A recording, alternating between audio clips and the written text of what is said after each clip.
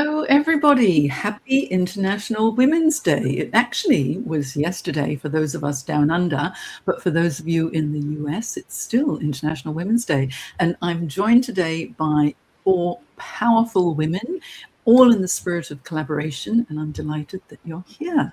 So what we're going to do is, if you're watching the replay after the live session, you can still comment and ask questions. Just tag us in the comments so we know to whom the question was directed. But if you're watching live, then woohoo, you're with us right now. And we'd love to know what you're thinking as we go through the process today. We're going to be talking about a lot of different things, all to do with International Women's Day. And these lovely women here are all specialists in their area of expertise and good friends of mine as well. So before we begin, let me just go through a little bit about what International Women's Day is all about. Okay, so on International Women's Day 2026, there are actually two campaigns that are running concurrently. One is Give to Gain, which is the one we're focusing on today, and Balance the Scales, which highlights the importance of action to make legal and societal systems fair for all women and girls. So Give to Gain is about the power of reciprocity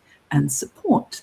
When we give generously, opportunities for women actually increase. When women thrive, we all rise together, yes? So through our resources and time today, we are women supporting women, and I'm delighted to share International Women's Day with these four powerful women who have a spirit of generosity.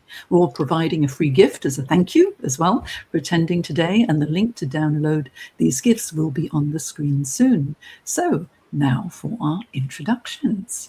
And what I want to do is just put on the screen this for you. Okay, I'm Jane Jackson. I help mid-career professionals to navigate their career crossroads with clarity and confidence. And also we have the lovely Lynette Johnston, who helps senior leaders turn quiet expertise into visible authority on LinkedIn for the AI era. We have Sigrid de Cast, who helps coaches and consultants gain global visibility, global collaborations, and clients consistently by using networking as a strategic system. Interesting, yes. Gillian Ballerin, who helps leaders with big brains and big hearts break through their communication barriers, turning doubt into applause and stories into strategy. And the wonderful Gillian Whitney. She makes it absolutely easy peasy for business professionals to turn their expertise into a published book. How good is that? These are amazing women. And I hope you're really going to enjoy everything that they have to say, and a little bit from me as well. So how about let's go around the room and find out where you are joining us from. Lynette, tell us, where are you? Kia ora, everyone. I'm in Dunedin in New Zealand. So very nice to be with you today, Jane. Thank you so much for organising this. You're very welcome. I'm so lucky to have you here. And what about Sigrid? Where are you? I'm in Brisbane, Australia, and it is very wet at this time. Very wet. We've been waiting for the rain for a long time, but now it's here. Well, thank you for joining us from Brisbane as well. Thank you, Lynette, for all the way over across the ditch in New Zealand. And what about Gina? Where are you? I'm here from not too far away from Sigrid, where it is equally as wet. We're worried about flooding near parts of our world, but I'm in the Sunshine Coast hinterland where things are extremely green at the moment. Oh, beautiful. And stay dry, Gina. And Gillian Whitney is joining us from a long, long way away from us. Where are you, Gillian? I am coming in from Texas in the United States. So I'm in Corpus Christi area, Texas. And it's been raining here too. So it doesn't matter where in the world you are. We all had rain today. So that's kind of fun. Okay. Keeps the world green and fresh and lovely. Okay. And so I haven't given you the link yet. So those of you who are watching, if you want to just check out the wonderful resources that we've all pulled together for you to support you in all aspects of your business and career, you can go to this link. And please do let us know where you're watching from as well, because we'd love to know. Okay, whether you're watching the replay or watching live, where are you in the world? Are you close to me? I'm in Sydney. Or are you in New Zealand, across Asia Pacific, in Europe? It's a bit late in Europe, or in the US. We'd love to know. Okay, so I'll stop this ticker There we go. And I've got a number of questions I want to ask these lovely ladies. And so the first one is, what does International Women's Day mean to you? What does International Women's Day really mean to you? Can you kick us off, Lynette? Thank you very much. And yes, I'd just like to mention before I start this, that you can watch this also on YouTube if you are having trouble with the LinkedIn feed. I noticed that a couple of people in the comments, Jane, are mentioning that. So it is live streaming to YouTube. So please pop over there. International Women's Day. You know, when I was young, the options for women in terms of careers were very limited. Most of the women in my family were nurses or teachers, neither of which I wanted to be. And thanks to two really strong mentors, female mentors in my world, I was able to be moved or guided towards the world of writing. And that has stood me in good stead for the rest of my entire professional life. So to me, International Women's Day is about women supporting the women. If those women hadn't helped me when I was really young and looking to get into something that was a little more my thing, I would never have had the opportunity to be on this live with you lovely ladies today. So to me, International Women's Day is all about opportunities for women and women helping to, as you say, as said in the intro, Jane, to rise up and to help each other. So thank you so much for that opportunity to talk about that. Oh, I'm so glad. Thank you, Lynette. That really is a spirit of friendship and bringing each other up. And how about Sigrid? What about you? Look, International Women's Day to me, it's about that global visibility and connection with purpose. And I think we are a great example here right now. 5 women all together. Jane, you brought us together, each from a different location around the world, and we are deepening our connections. We're supporting each other in our work and creating collaborations to share each other's message globally. So I think women don't need to do it in business alone. When we bring our strengths together across borders, we really create impact far beyond what we could achieve individually. And that is really what it is about for me. Yes, the impact that we can create when we're all together is just, it's huge, isn't it? And just being with all of you, I feel additional energy. And it's always nice to have someone to be able to bounce ideas off or say, help, I need a little bit of help. And bringing women together, and even more, everybody. I know we've got men as well as women who are watching today. So thank you, men, for being so supportive. I'm very impressed. But honestly, if we all really help each other, we certainly will be able to rise up. And what does International Women's Day mean to you, Gina? I'm going to take a bit of a different approach because that's kind of my thing. We shouldn't have to have International Women's Day, but the facts are that we do. According to a 2020 analysis by Oxfam of the unpaid and underpaid care work in the global inequality crisis, women's unpaid labor is worth $10.9 trillion every single year. To me, that is heartbreaking. It means that we give, but it also means that we gain a lot in exchange that is not financial. So to me, International Women's Day should be every single day. It's wonderful to have an excuse to get together with women that we love and women that we celebrate, women where we can hype each other. And just to be clear, that stat comes from the book, Hype Women, which is exactly what we're doing here today.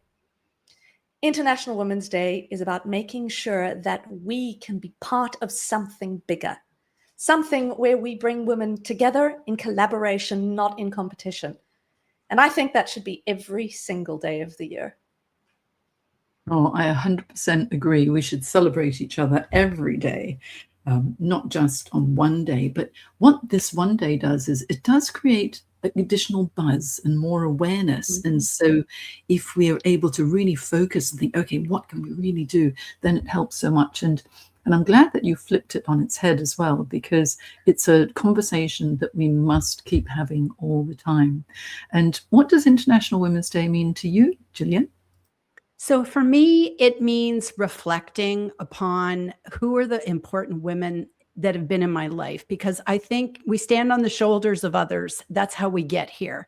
And when I sat back and I was looking at all the posts on LinkedIn today, and I was thinking, who was the mover and shaker in my life? And I have to kind of say, wasn't a business colleague. It wasn't, it wasn't my mother, anyone like that.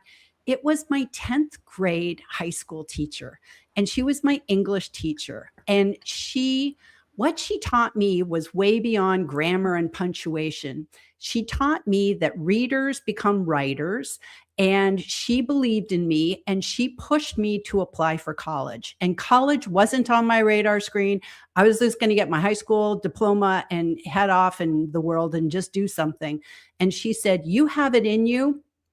And she took me under her wing, and she helped me, and she got me set up so that I could go to college. And I look at her now and I think, here I am. I'm a writer. I'm an author. All these things I've accomplished. I got my degree and done so much in my life, all because of a woman mentor who saw more in me than I saw in myself. So that's what it means to me, thinking about those people that mentored me in my life. That's so beautiful, so beautiful. And it really makes such a difference when you have a good mentor who helps you right from the beginning and gives you that little bit of spark. Yes? Beautiful. Well, for International Women's Day, for me, it means collaboration. And here we are collaborating and also celebrating each other. And I have to give a special mention to my mum, God rest her soul, who passed away over 10 years ago. And she was always there every day when I came home from school with a snack for me and a big hug. And that made me feel safe, secure, and it was really good grounding for the beginning. So anyway, it's just such a lovely day. I'm really enjoying the joy and the support that I'm feeling all the way across the world at the moment. Now, what I want to know now is, we've got the two themes, but the theme we're focusing on is give to gain, because that's something that each one of us can do as an individual every single day of the year. So I'd love to hear a story from each of you about how Give to Gain has actually impacted you. So Lynette, can you tell me a little bit about what Give to Gain has meant for you? Certainly. So I look at giving as something that's fundamental. It's in my DNA. My grandmother was the kind of woman who would just do anything for everybody. And that really was a role model that I have just clung to all my life, I think. And so where I find that now manifests itself is in sharing information and helping others to understand my area of expertise. And so what I really enjoy about this is that when I give, I don't necessarily gain, I learn. So I'll often get on a Zoom call with somebody to have a conversation, and they might have a question. And if I can come off that call and feel like I've learned something, then I absolutely feel like it's been a win for me. And recently I had an opportunity to be on the podcast of a woman who I have been following since 2008 when I first joined LinkedIn. And I had never spoken to her. Recently, she got in touch and asked me to be a guest on her podcast. And that was a singularly fantastic moment for me because it was such a long time ago. I've been a fan of hers for a long time, and that collaboration has just mushroomed out into other opportunities. And so I just feel that by giving, we just automatically gain, but in different ways, and it'll mean different things to different people. So to me, givers gain, which is a phrase that most of us know very, very well, is something that's fundamental to who we are. Beautiful sentiments. I really like that. Thank you so much, Lynette. Giving to gain, and I think it's a good phrase, isn't it? It's always just remembering. It's like sometimes women, we give so much, and we forget. Oh, what about us as well? We need to also fill our cup and bring joy. Now, what does give to gain mean to you, Sigrid? I'd love to hear your story. Look, I'm very much aligned with Linnea there. It's sort of in the DNA. I remember my grandmother's voice in my ears, just help people, just be there and give what you can and help them. And it is certainly something I have experienced And give to gain and givers gain, the way it's formulated in many networking situations, of course, it is the foundation of sustainable networking. And it definitely goes beyond the transaction. Some people kind of expect something back instantly, immediately. I'll give something, give me something back. That's not really how I see it at all. And looking at my own background and what I've experienced, here's something that comes to mind. And it's not business. At the time, I was supporting elderly by driving them back and forth to different appointments, destinations. I just did it because I felt they couldn't do it on their own. They needed that help. I knew most of them. And so I just jumped in. I said, yep, I've got a car. Come on, let's do it. Obviously, at times I felt a bit niggly doing it, sort of not thinking about myself or thinking, oh, I need to put some more petrol in the car again and things like that. But then I thought, no, I'm also enjoying it, the conversations. As Linnea said, you're learning something all the time. I learned so much from these elderly people at the time. And here's the thing, though, many, many years later, two of those family members from those elderly came to me with high quality business referrals because I cared, is what they said. You cared for my mum, for my dad. I feel you are a person to be trusted with this particular business. So it can come back in business as well when you're looking at business, give to gain, but it definitely comes back in a personal manner. You feel good. You've helped someone else. It could be a kind of a mentorship in some ways even. And so I think that's really important to me. Oh, that's so beautiful, because you cared, Sigrid. And, the warmth that you always exude and the care that you show to everyone, whenever I've seen you helping anybody is really so powerful too. Thanks for sharing that story. It's so interesting. And what about you, Gina? What does give to gain mean to you? It's a tricky thing, really, when you think about give to gain, because the assumption is that we give and give and give. And we do. We give a lot as women. But the give to gain philosophy isn't just about generosity of spirit. And I think we've all benefited from incredible generosity from the other people in our lives. I'll never forget the woman who was my chief marketing officer at the time and invited me to speak on a panel discussion because she couldn't make it. Lisa Hutt and I are still connected all of these years later, and I will never be grateful enough for the opportunity that she gave me all of those years ago. Who knew it would lead to a TEDx speak? Who knew it would lead to being a speaking coach? But she gave me that opportunity. But the important thing about giving to gain, and women in particular, is that it is almost natural for us to give without expecting to gain. And that's where I believe that this year's theme of give to gain needs to be re-examined a little bit. Instead of thinking about giving for the sake of giving and hoping that some gain will come back to us, I want to challenge women and men on this call to think, what if we expected to gain when we gave? One brilliant example is a friend of mine who's an excellent public speaker who will have spoken for free in the past. Instead, she shifted her mindset.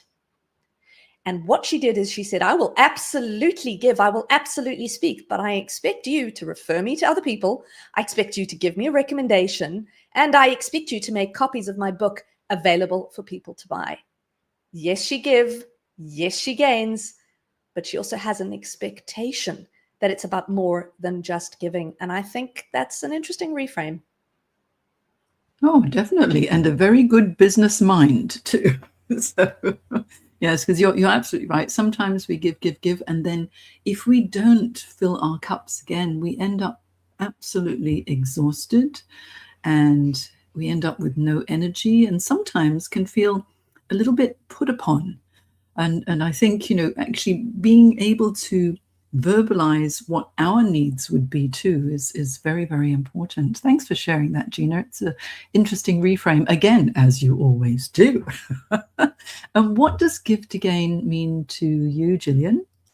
I look at it as a chain where one gives to gain to give, and on it goes. And that's how I see it. And I know with me personally, one of the things that I struggled with was wanting to write a book. And anybody who knows me, it took me 20 years to write a book. And I struggled with imposter syndrome and who am I to write this book and procrastination and all those other silly things that go in your head. And it was through reading 2 books by 2 women, Elizabeth Gilbert's Big Magic and Brene Brown's, what's the title of that book? Oh, The Gifts of Imperfection. Those 2 books helped me clear all that craziness out of my head and gave me permission to not be perfect and to just get it done and write the book. And if those women had not given their wisdom so freely in those books that I got like a screaming deal to just buy on Amazon their books, and I never met them and I didn't do their coaching programs, but they changed my life.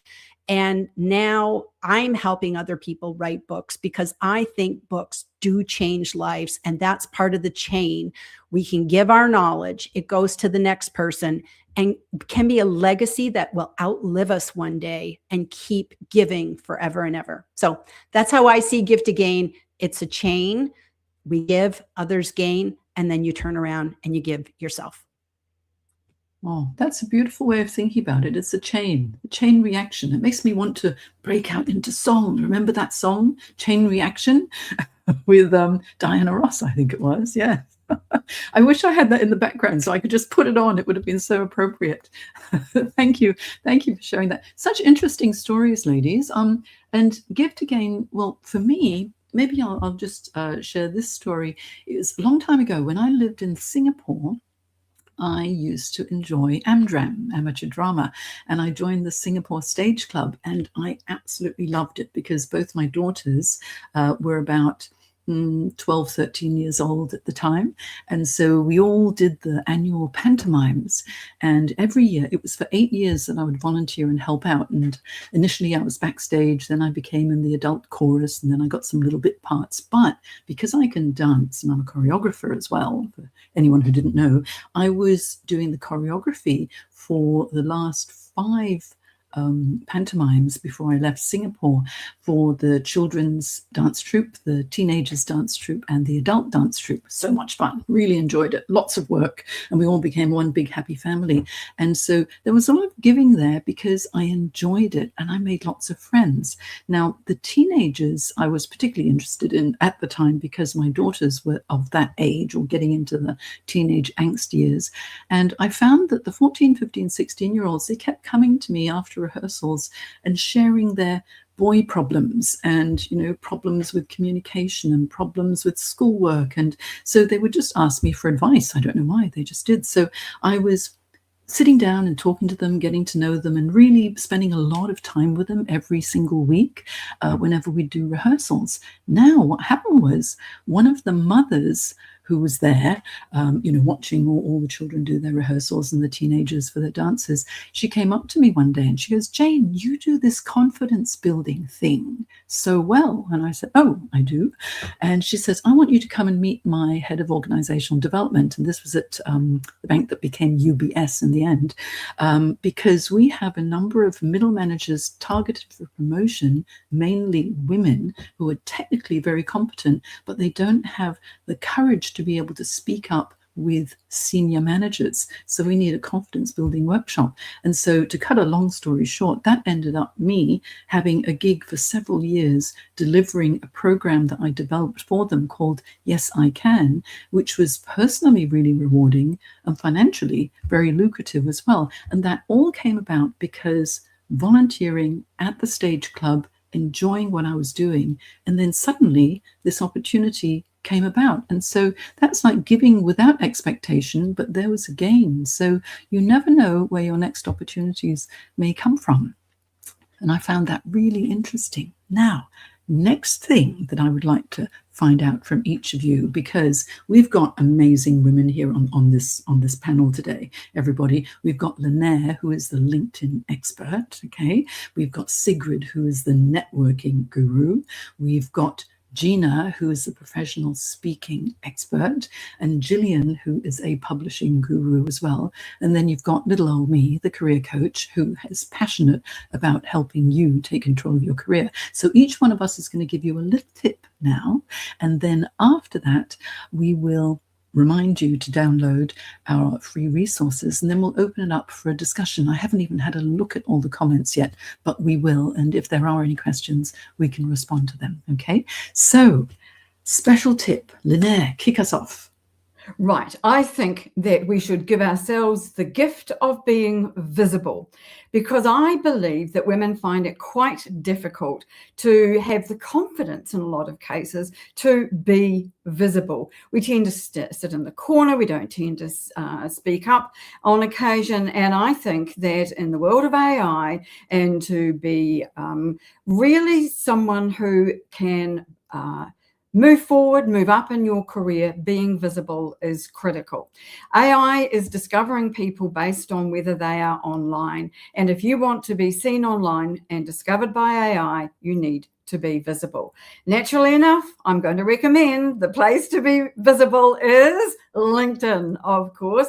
And if you are in a business situation, you're a founder, or you have, well, if you're any kind of business professional, really, you should have a great LinkedIn profile. It needs to be complete. You need to have a great photo of yourself, and you need to be building a network, because if you do that over time, you will be seen by fabulous ladies just like this, and opportunities will come your way.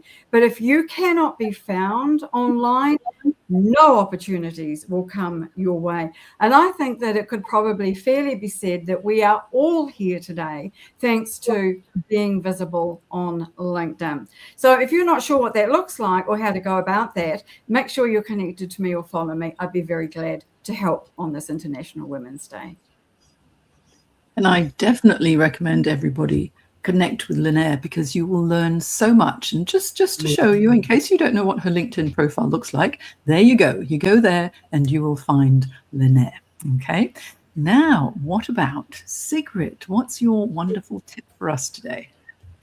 A lot of the things that Linnea has already said in some form, but what I really think is a great idea for women, particularly in business, is networking, to go out there networking. As Linnea said, networking, LinkedIn is networking, but I think a lot of people are not using it fully to the best advantage. So look at networking as actually a pillar of your marketing. It is a long-term trust and relationship building pillar, and it goes way beyond the immediate referral, looking at that to come back, because the return can be a massive distribution of your message, your visibility in places that you actually never thought to go into, and friendships that withstand discord and opposing beliefs. A little example, not about discord here, but just an example of long-term friendships. To this day, I'm connected to someone in Hong Kong I met in 2013.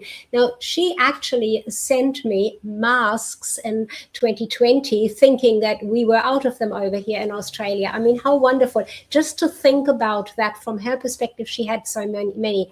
So to this day, we still are in touch, and a message definitely on birthdays. So networking, connections can really go way beyond the business.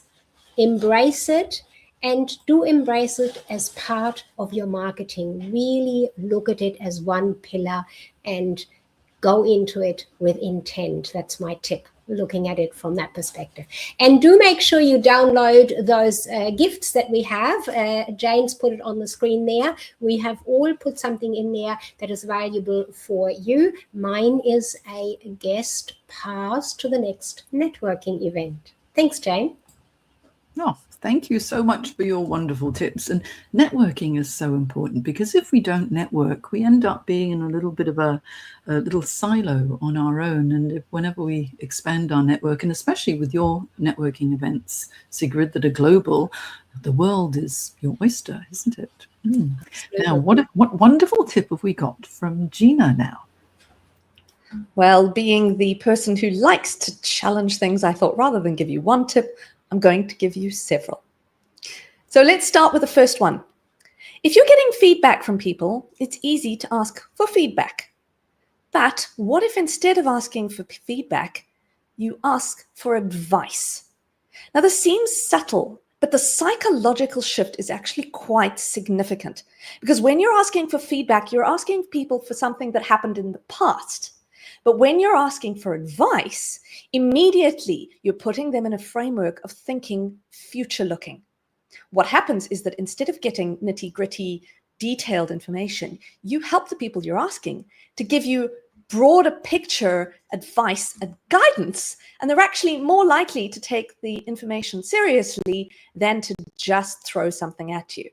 Now, of course, being the communications person that I am, the next piece of advice is kind of a bunch of several ones, and that is about how you speak. Women use a lot of softeners often when we speak. But what happens when we use hedges like, oh, this might be wrong, but, oh, I could be wrong about this. Oh, I hadn't thought about this too deeply. It's called hedging. Instead, when we are direct, we actually reflect greater power and therefore greater responsibility. And this also goes with something that feels a little bit contrary. Smile less.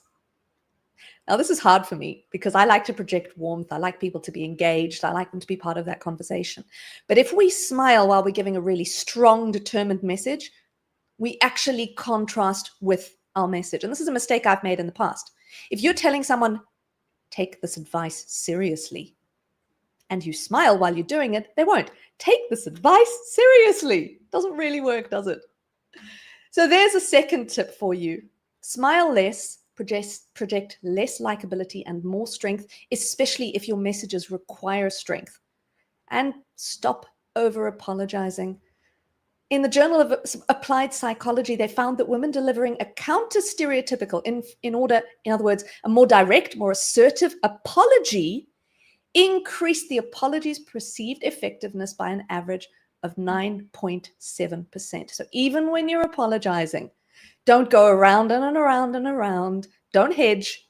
Just say, I'm sorry, and leave that at that.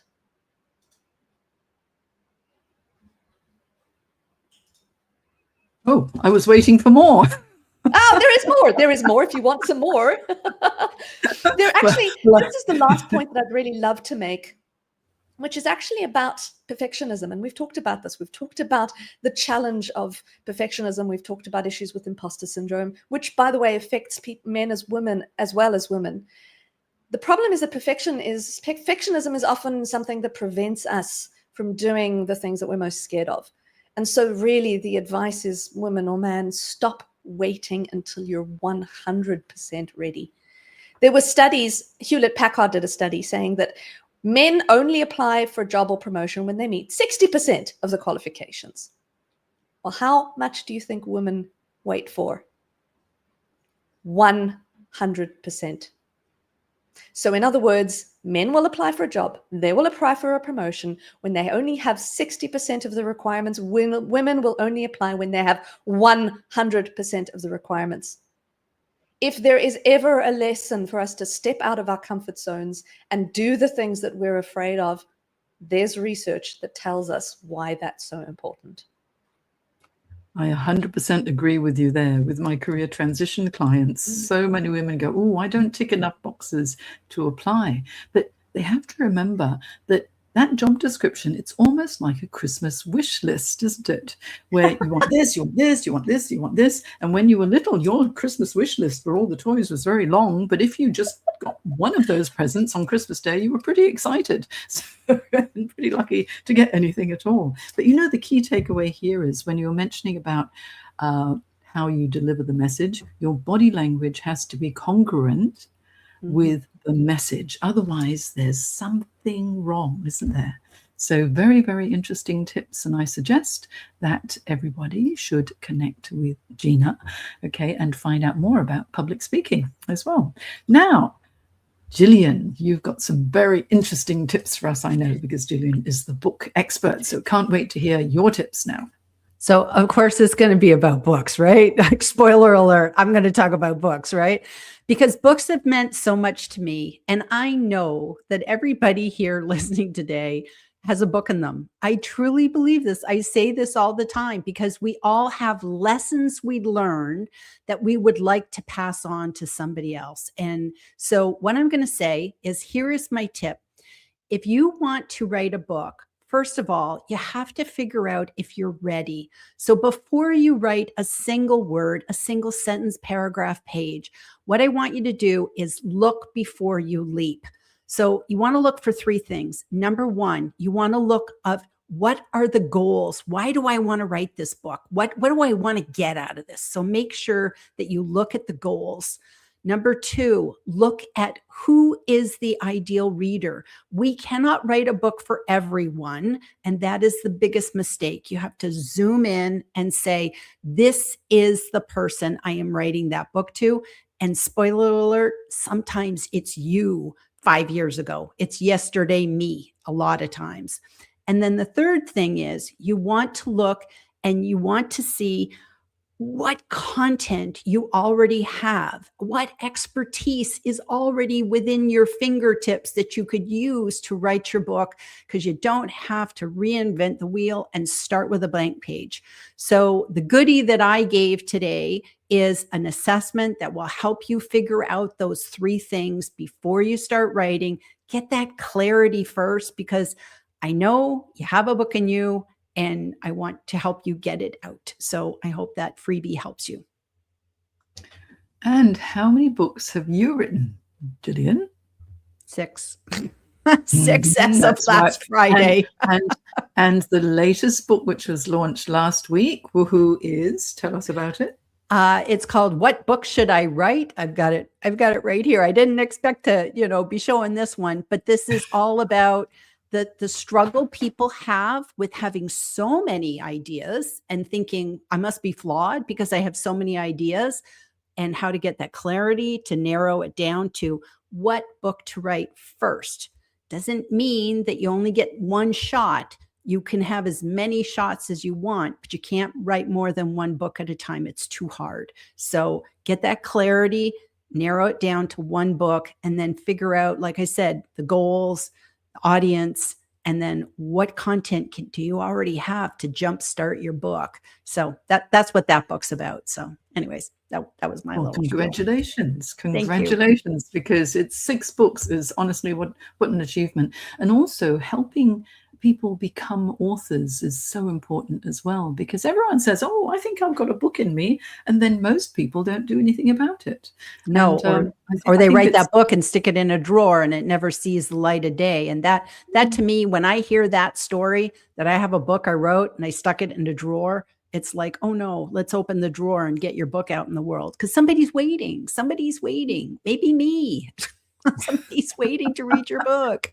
Well, I'm going to have to talk to you about the children's book that I wrote 10 years ago that is still sitting in a drawer. And of course, I wrote Navigating Career Crossroads. It was about 10, 12 years ago now. And that has really helped in my business as well, which was phenomenal. It's funny, isn't it? When you write a book, people think you're more intelligent than you actually are.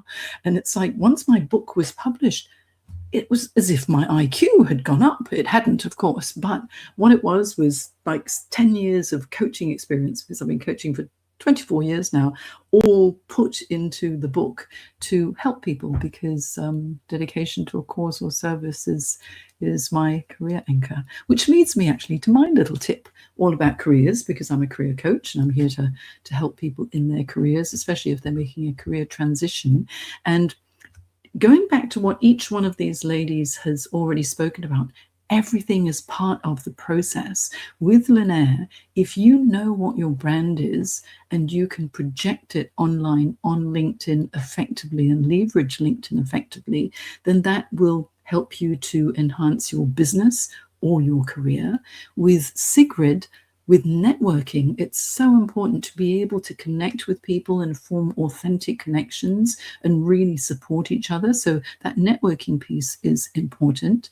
With Gina, if you can't communicate your message clearly so that people hear it and understand it and really absorb the essence of what you're trying to say, then you're going to be falling on deaf ears. And then with Gillian, if you've got expertise, you are probably sitting on a mine of gold, because what you've learned throughout your life, your career, your business, there will be something that you can impart that will help someone else. So that publishing piece is really important. And when you think about your career, which is obviously what my focus is, especially for those who are doing it really tough right now and looking for a job, there have been so many redundancies, and people are concerned about, automation and AI taking their jobs, and organizational change is, well, it's just standard. Change is constant. There will always be change. So we need to accept that, and we need to adapt to change. But while you're thinking about what should I do next in my career, don't go working on your resume and everything else before you take a step back and breathe, reassess who you are, what you want, what drives you, and what you have to offer before you start to craft your resume, your cover letters, talking to people, updating your LinkedIn profile, doing all of that stuff. And don't network until you know what you really want to say and what sort of opportunities you're trying to attract. One thing that's the most important to assess is what your true career anchor is, because if you veer away from that pull of the true career anchor in your career, you'll always feel that there's something missing. My career anchor is dedication to a cause or service. That's why I coach. I feel so rewarded when I'm helping people. For others, it might be technical functional anchor, general managerial anchor, entrepreneurial creativity, dedication to a cause or service like me, perhaps pure challenge, or security. Some people have a security anchor, or lifestyle. Most of us have lifestyle in there somewhere, but think of all the other anchors. Which one truly pulls you? And then make sure the next step in your career will be one that enables you to fulfill that anchor. So that's my little tip for the day. And you can find me. Oh, hang on a minute. Did I share Gillian's earlier? Let's share that. That's Gillian. Make sure you connect with Gillian. Okay. This is Gina. Make sure you connect with Gina. This is Sigrid. Make sure you connect with Sigrid. And this is Linaire. Make sure you connect with Linaire for LinkedIn. And this is me, okay, your career coach. And so we've had a really good discussion so far, ladies, don't you think? Okay, we've got 15 minutes to go, and I can see that there are lots and lots of comments. There aren't any questions, but lots of hello and thank you, and yes, that resonates, and all that sort of thing. And thank you for sharing these great ideas. And like here, thank you so much, Val. And Sue personally found the process of writing a book a wonderful experience. And look, men supporting women. Felipe, thank you so much. How wonderful you are. And here's a question. Okay, should we go through and see if any other questions are coming up? Because if you're still watching and you do have any questions, now's the time to ask before we sign off. So Sue's asking, Gillian, I'm curious as to what you think about people starting their own name website and publishing there first before writing a book. Do you see this as a good stepping point or even end point with such a digital world that we can educate AI? Gillian, over to you. I think it's great to, first of all, everybody should go grab their domain with their name. So I have two websites. I have jillianwhitney.com and I have my Easy Peasy Books, which is my business, my LLC. And I like that because when you write a book, you can drive people back to your whatever domain you want to, both, whatever. I think it's really good. I use one as sort of like media, which is my books and guest appearances and things like that. That's the Gillian Whitney website. The other stuff is the business side of what I do. So I think it's great to have that. The only thing is I wouldn't have it stop me from writing a book. So, start writing your book. That's what I always tell people. Move forward, start writing your book, because there's going to be lulls where things are being in review and editing and back and forth and production. That's when you can be running around making the websites and all the other good stuff. So that would be my suggestion. Wonderful tips. So good. Now, each of you have also written a book. Linaire, tell us about your two books. Or was it three now? No, just two. My first book was Linkability, 4 Powerful Strategies to Maximize Your LinkedIn Success. And I found that it didn't give me a bigger IQ when I published it, Jane, but it did give me absolute credibility and authority, which was exactly what was needed. And it also allowed me to then reach out to Michelle J. Raymond in Sydney and suggest that she and I write the world's first book about LinkedIn company pages. And we're in the second edition of this now. And Michelle has gone on to be recognized as the world's leader on company pages for LinkedIn. That was a really interesting exercise. And I've spoken about both of these with Julie on her own podcast. And I've found the process to be absolutely fascinating, both very different. But that wasn't the question. The question was about the book. So there we are, my 2 books there. Beautiful. Congratulations, Linaire. It's so nice to be in the presence of another author. And what about Sigrid? You've written a couple of books too. Yes, I've actually used book writing to elevate credibility and authority. And I have 4 different ones, each one for a particular type of business that I was in, that I wanted to promote myself in. And so the impact to inspire with a book was specifically written for women in business, but to build your business with a book, of course, is about putting the book around your business specifically. And the secret of marketing a business like yours is very much an evergreen in a way. Yes, some of the things are a bit more outside of the digital world, but they still apply. The principle behind those still apply in building your business. And that's why I said earlier, networking is part of your marketing. So all of it comes together in that way. And a personal project I have embarked on recently that I haven't really moved forward as quickly as I wanted to, but that's quite okay because things are developing, is a book around the women in my family, which is quite befitting for International Women's Day today, I think, for me to say, the women in my family, the way I trace it back, my grandmother was very strong in being the woman of the day in a day where women did not have many rights and certainly weren't leading businesses, but she did. And the next one, my mother made this massive move from one side of the world to the bottom side of the world here and discovered her artistic flair, which she never knew before was really there lying dormant. And then for myself, both my children and my granddaughter have their own businesses. So it's all been business, business, business, a lot, particularly the women in my business. So I'm celebrating that for sure today. Oh, what a talented family. That's very exciting, Sigrid. I can't wait to read that one. That's going to be amazing. Oh, so you see, whenever you have nice, honest, open conversations and spend time getting to know each other rather than just typing online, then, that's how you learn those little nuggets of gold about each other, which is fascinating. And Gina, you also have a book. So Sue Elson said she found the process of writing a book such a wonderful experience. I wish I could share that. I found the process of actually writing the book, The Secret Army, Leadership, Marketing, and the Power of People, relatively easy. I'm a professional speaking coach, but I've been a writer for 20 plus years. I've been a B2B marketer. So writing is the easy part. The validating, the proofreading, the editing, and the checking that the messages I was putting across in the book are actually valid and connected to the people who I've quoted. That was the hard part for me.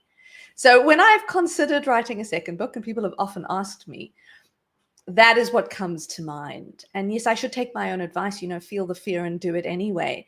But often that process of dotting the I's and crossing the T's requires a certain mindset. And I'm more of an innovator than I am a project manager. So in the other books that I've written, which was a romantic fiction novel, I never ended up publishing it. And the third book, which is actually a book of poetry, was literally handwritten and hand-delivered to a friend of mine in Germany. So these are all books that are part of me, but they're not all books that have necessarily seen the light of day. And so maybe I can leave people with a message here, which is, if there are books in you, Take as long as you need to get them to light, but please be proud of the results that you have achieved. It took me so long to feel comfortable with sharing my book because, believe it or not, I thought the margins were too small. Now, if that isn't a sign of imposter syndrome, I don't know what is. Don't let the margins stop you. Publish that book. Yes, get it out there. And like Gillian has done with her 6 books, six books, Gillian, tell us the title of each one. Oh gosh, I wasn't prepared for this one. You think I'd know. The first one was How to Be More Comfortable on Camera. So there you go. The second one was Stand Out in Your Job Search with Video. So of course I was a video coach back then. The third one was LinkedIn Live Guest Mastery. So it's everything about learning how to go live on LinkedIn. The fourth one was Present from the Heart? Speak from the Heart? Oh my gosh, I'm blanking out on my own book. And I co-wrote it with Tina Jarvit. So I think it's called Present from the Heart. Your Voice Matters, Present from the Heart. Oh my gosh, I can't remember. I forgot that. And then of course, then the fifth one was From Expert to Author, How to Write Your Business Book. And then the newest one is What Book Should I Write? So there we go. Pop quiz. I failed terribly. Bad memory, great writer. There we go. Great writer, Gillian, and thank you. I'm very impressed with so many books. And well, finally, for me, I wrote Navigating Career Crossroads because I was on a mission to make careers guidance accessible and affordable to everybody who needs it, because one-on-one bespoke coaching ends up being really quite an investment into your career, and not everyone can actually afford it, especially when you're in between roles. So I thought, what can I do? So besides the podcast, which is Your Career Podcast, which you can listen to if you like, because it's got lots of advice and guidance and interviews with fascinating people who've made amazing career changes. Many of these ladies on this panel have been on the podcast as well. But I wrote this book, gosh, such a long time ago. It took me a year to write it, though. It was quite long and arduous. I found it quite hard because I had so many thoughts in my mind that I wanted to get out, and it took a lot of time. But it's basically the A to Z of making a career transition, from really rebuilding your confidence after redundancy, because it's quite an emotional roller coaster. It can knock you about a lot. So rebuild your confidence, manage the stress of change, to assessing what makes you tick, and then going into, it takes the acronym CAREERS, careers, and it follows my 7 steps careers process of confidently managing change, assess what makes you tick, resumes and marketing communications, express your personal brand, and explore all the job search strategies that work, and then relating your value in interviews. And finally, strategies for success, which includes negotiation and onboarding. And so basically it's the A to Z of career transition, and it makes it so affordable, so anyone can be able to get some professional career support should they need it. And so that's all of us as authors. There are some questions here which are very interesting, and I'll open this up to the panel. So Sue Elson says, do you have any thoughts on building an audience on Substack? Now, I'm not an expert on Substack. Gillian has some pointers. I have not jumped onto Substack, but I'm telling everybody, do it. It's like everybody's getting on there. So get cracking now. There's some different things that you can do there that you can't do on LinkedIn. And it's one of those, I think we should all be looking at it. I agree. That's in a really important place to be going, particularly because it is on the increase. There are a lot more people moving there from different platforms now. It's also a semi-business platform, so it does make sense to increase your visibility there, particularly because it's all indexed by Google, and so you can be found by AI, and I think that that's really important right now. And Sigrid, I think you Yeah, excellent point there. thanks. I just wanted to jump in and say, look, whatever platform you choose, the key really is your audience there. So I haven't jumped onto Substack myself yet either. I have found just recently, particularly, that being very active on my own website has led to people being able to find my name through not only Google search, but AI search. So wherever you want to go to, when you do, you're going to have to own the area. So be active is what I'm saying. And if that is Substack, fine. But if it is elsewhere, just find out where your audience is. Lovely. Thank you so much, Sigrid. We've got Gina, did you want to add anything to that? No? Okay. Now, here's something interesting from Ulrika. Sometimes we give our time and support freely because it feels right without expecting anything in return. I hear you there. Occasionally, these situations take an unexpected turn. As women, we often feel pressure to keep giving even when it may not be healthy for us. How do you stick with your generous nature while also protecting your own well-being? I might just add my 2 cents worth here, and then I'll open it up to the rest of you. For many, many years in my life, I was a notorious people pleaser.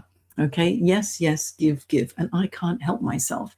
I just love helping, and with a career anchor of dedication to a cause or service, making a positive impact, it's important to me and it makes me feel good.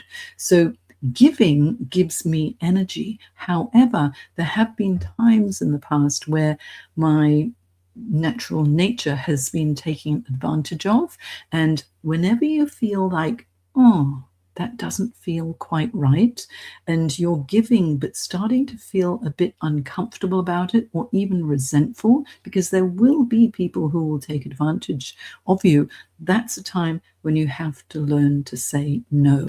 And now I'm of such a ripe old age, and obviously getting a little bit grumpier and older, but also having come into myself, I know who I am, I know what I want, and I have learned to say no. And not no and, oh, because this and this with multiple excuses. It's just, no, I'm sorry, I can't do that, or I don't have time right now, or yes, I can help you, but it will have to be next week. And so that way I'm protecting my well-being. And I'm sure that these ladies have some very good tips. Sigrid, looks like you've got something to add.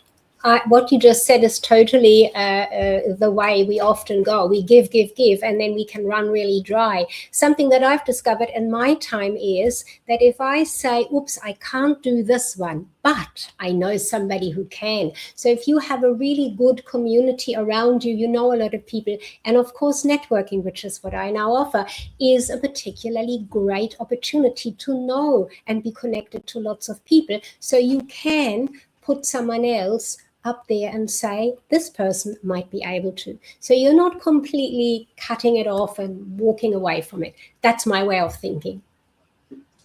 If I may add, Ulrika had a point that it's natural to give. It's actually called helper's high. We get a high from helping people. That's why giving feels so good. The important thing to remember is that we also have the option, we have the choice of saying no.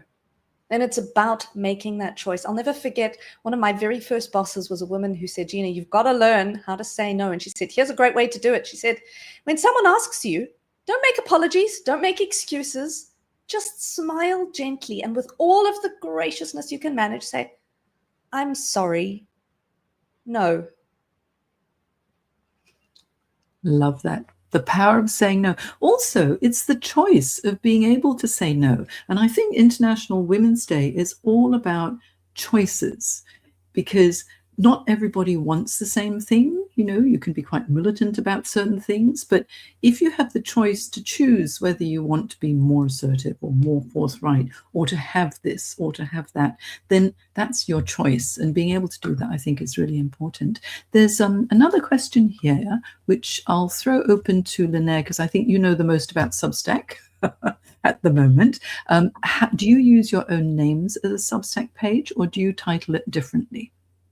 I use my own name, but I also tag on my business name to the end. So the reason for that is I want to be found by AI and in Google searches. And because I've got an unusual name, using it is an advantage for me. I see it as an asset.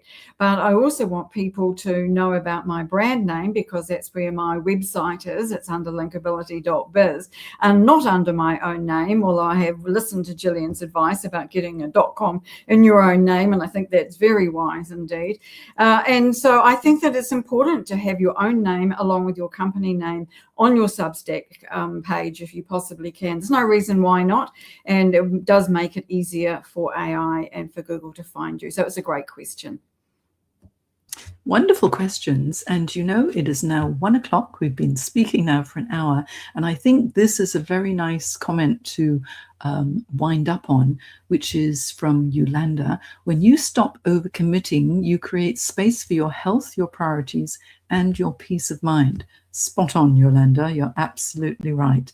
And so now, thank you so much, everybody, for joining us today. Please go to thecareersacademy.online/IWD 2026 to get your free resources from Linaire. And tell us what your resource is, Linaire. Oh, I think I'm giving you a month free of my Linkability members community, if I remember what we originally agreed. And I would really invite anybody who wants to learn about visibility and LinkedIn to give us a try. All the ladies who are on the stage here today are members of my community, and we have so many wonderful leaders or experts and people in different areas all around the world. And it is the most amazing little community, and I absolutely love all the people who are in it. So thanks so much again, Jane, for putting this event on today. And please, anybody who'd like to try us out and see what we do in our community, it would be great to have you. Thank you. Thank you so much, Linaire. And Sigrid, what's your free resource for us? Oh, you're on mute. I was on mute. Here we are. I'm offering a free guest pass to my next Global Business Networking live online event. And you also get to download 3 fresh introduction templates, because it appears that often, particularly women, but men also, are a little hesitant to introduce themselves, especially live online. So there are templates that you can play with to get your introduction right for you. Beautiful. And what about you, Gina? Like Sigrid, I've got 2, bang for buck. The first one is a free chapter of my book, The Secret Army: Leadership, Marketing, and the Power of People, available to absolutely everyone. And then the second thing is for one person only. It is a private session with me, 45 minutes, to take away a lesson about your communication skills and what can actually make you a better speaker immediately. But there's only one session available. So catch the link, book the session. If you miss out, give me a message and we'll see what we can do. But please take an opportunity to do that. I guarantee that you might not know what's holding you back until you have that conversation that can actually help you reframe how you're communicating. And maybe there might be even some subtle changes that could change everything for you. Beautiful. And Gillian, what's your gift to everybody who has attended today? So it's a PDF, which is an assessment to help you walk through and figure out if you're ready to write your book. And it just kind of goes through some of the things I talked about earlier.